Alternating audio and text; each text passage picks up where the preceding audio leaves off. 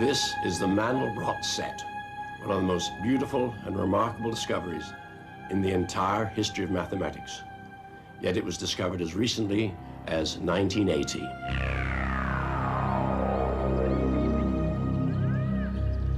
The invention of the silicon chip in the 1970s created a revolution in computers and communication, and hence transformed our way of life.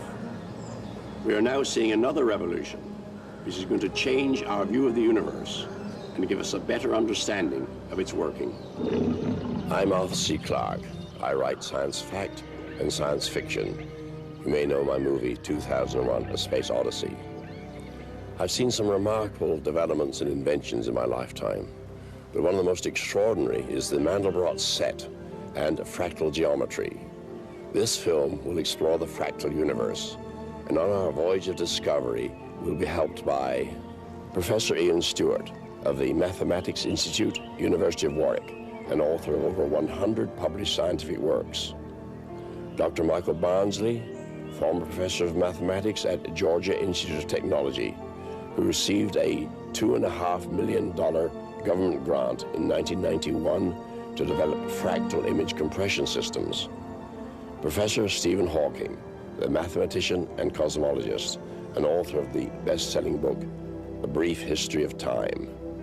And finally, Dr. Benoit Mandelbrot, whose unorthodox mathematics led to the discovery of the Mandelbrot set and fractal geometry.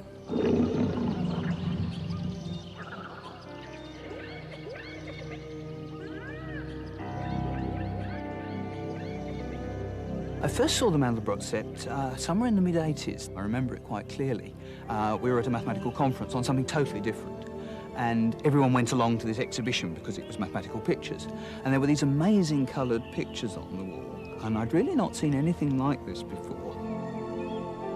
It's not easy to describe the Mandelbrot set visually. It looks like a man, it looks like a cat, it looks like a cactus, it looks like a cockroach. It's got little bits and pieces that remind us of almost anything that you can see out in the real world, particularly living things. So it has a character that reminds us of a lot of things, and yet it itself is unique and new. The Mandelbrot set is real, an absolute thing, no question whatsoever. Any mathematician or any computer scientist or student in a school can study it and find the same, describe the same thing. It's a common experience. And so such things that can be magnified forever and have infinite precision do exist, but they're not touchable. It's a geometrical shape, an icon, if you wish, which somehow embodies as an example a very important aspect of how the world works. Somebody recently actually called this set the thumbprint of God. Now we'll begin our serious exploration of the Mandelbrot set, a voyage which in fact could last forever and ever, much longer than the lifetime of the universe. I have here the full set, about 6 inches across. Now, if I blow this up, I'll increase the magnification now 13 times, and you see more and more detail is appearing. And the interesting thing is you see mini Mandelbrots, replicas, almost identical, yet perhaps subtly different, of the original set. And I can go on doing this. Here's a magnification of more than 3,000 times. So the original picture, about 6 inches across, is now half a mile across. And no matter how much we magnified it, a million times, a billion times, until the original set was bigger than the entire universe, we would still see new patterns, new images emerging, because the frontier of the M set is infinitely complex. And when I say infinitely, I really mean that. Most people, when they say infinitely, they mean only rather big, but this is really infinity.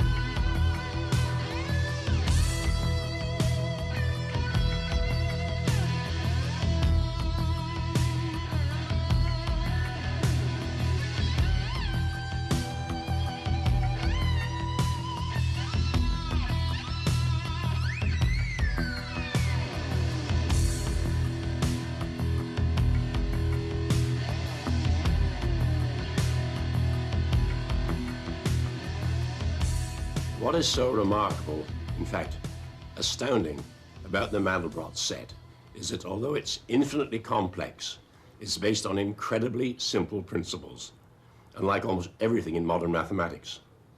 In fact, anybody who can add and multiply can understand the principles on which it's based. You don't even have to subtract or divide, still less use logarithms or trigonometrical functions to comprehend how the Mandelbrot set is created. In fact, in principle, it could have been discovered any time in human history and not merely in 1980. But the problem is this: although it's only based on adding and multiplying, you have to carry out those operations millions, billions of times to create a complete set.